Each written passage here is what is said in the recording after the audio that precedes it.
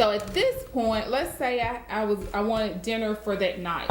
I could go ahead and put it into the oven for about 15 minutes, and they're going to start to soften. That would get me to about 90% of it being cooked. It just depends on how the heat that you have. So you could go ahead and do that and finish that off at dinner time, which will only take a few more minutes. It'll heat it up and just take a few more minutes in cooking. Another thing I would like to talk about is butternut squash. This is an excellent vegetable. You can roast it, you can stew it, you can make soups. And a friend told me that you can slice it and use it for French fries. Oh, now wow. who would have thought? I've never done that, but I have made a pie. Yes, and it's excellent. Delicious. It's excellent. It's a great substitute for sweet potatoes. We know How to Eat to Live, we are advised not to eat sweet potatoes. They're a gassy vegetable, and that a lot of times we wonder where's that gas coming from. It's from what we eat. Right. So try the butternut squash. I think you'll really like it. Also, you can roast asparagus, broccoli, which you gave me that recipe. You can roast zucchini, which doesn't take long at all. Right. Only about 8 to 10 minutes. You would do the same thing and toss it in olive oil, salt, and pepper. The softer the vegetable, the shorter the cooking time. So, for instance, zucchini and asparagus, it only takes about 8 to 10 minutes and it's done. Right. And it's an excellent vegetable for your family.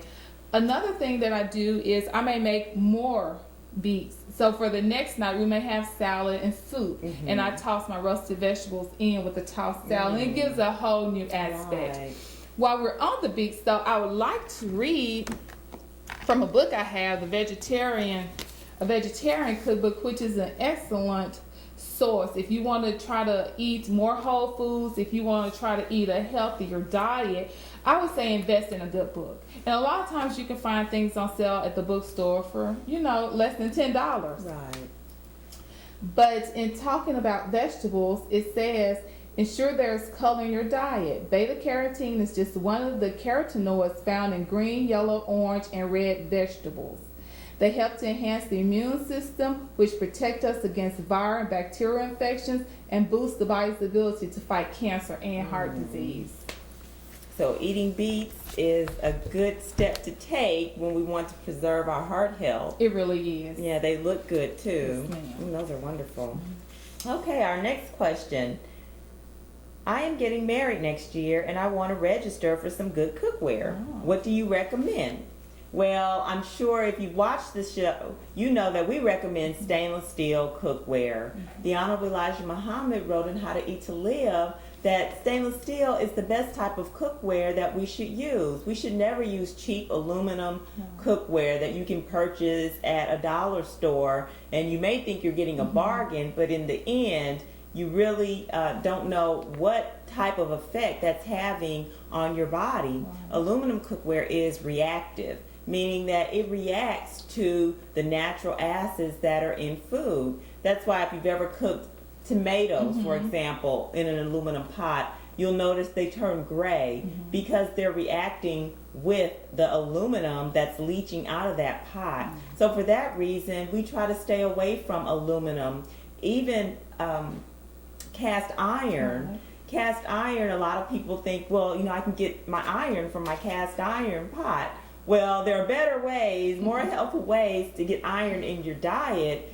Cast iron, particularly if you don't buy it new or if you're using someone else's, everything that hits that pot when that pot is hot goes into those pores of the cast iron and releases when it's heated up again. So you're not getting the best benefit when you use that type of cooking equipment. You should always try to use stainless steel or glass cookware, particularly glassware for baking, but they do have some glass cookware that's for stovetop use as well. And this is a very good stainless steel pot. I've had it now for about 14 years. And I really believe I'll be able to pass it on to my daughter when she sets up her own home.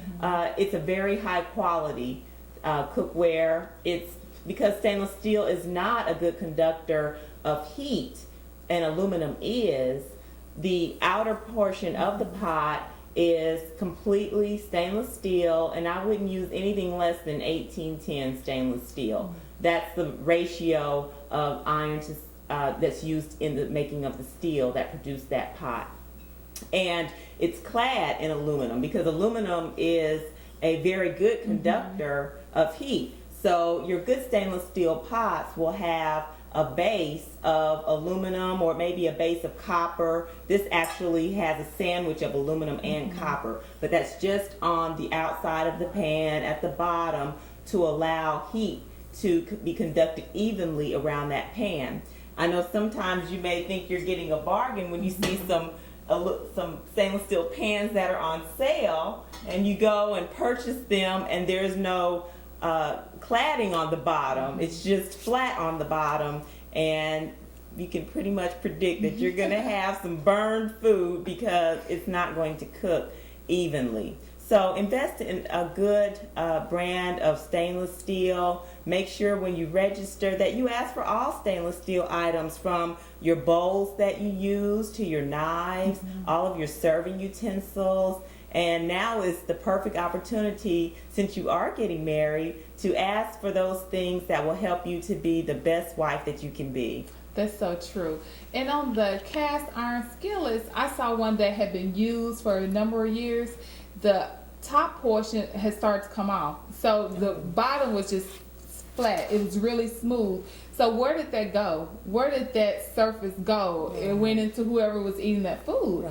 Same as Teflon. A lot of times you have to use rubber spatulas, because if you use stainless steel, you're going to scratch it, and where is that going to go? Right into your food and into your system. Absolutely. So that's absolutely true, Sister Keisha. If you learn proper cooking techniques, I know we think that nonstick pans are a time saver or they make things easier, but if you use proper cooking techniques, you can get the same effect when you use your stainless steel. But you have to know how to properly heat that pan and what to put into it to make sure that your food doesn't stick. That's so true. Our next question says, please give some advice on how to have children eat more vegetables. I think that's an excellent question, and that's funny. I was speaking with a sister, and she said her children hated vegetables. They don't like spinach, they don't like beans, they don't like this and that. And I said, well, do you like those things? She said, no, I hate them too. A lot of times, or really most times, children, we're their example. So they tend to eat what we eat and what we don't eat. And it really starts in the womb. As your infant or the fetus is in your womb, the things that you eat, they get a taste of. So if you eat a healthy diet, that's a good start. But if you eat a lot of junk food, then that may be what they tend to like as well. But some tips that I would have would be to maybe try to, we did mention the beets earlier, but I would say maybe mask the vegetables a little bit. Let's say you want to do a raw vegetable tray. Or if you want to do steamed vegetables, carrots, broccoli, celery, cauliflower, have a little side dish of ranch. They love to dip it in there and eat it. That's one way.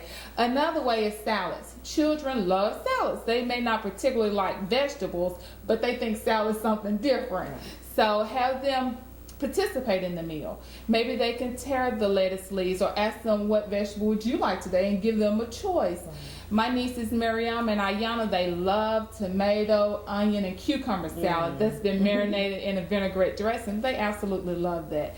So once you get them accustomed to the different tastes, they will start to appreciate the great taste of broccoli, of carrots, of cabbage, of cauliflower. My daughter loves broccoli and cauliflower, and she's only 2.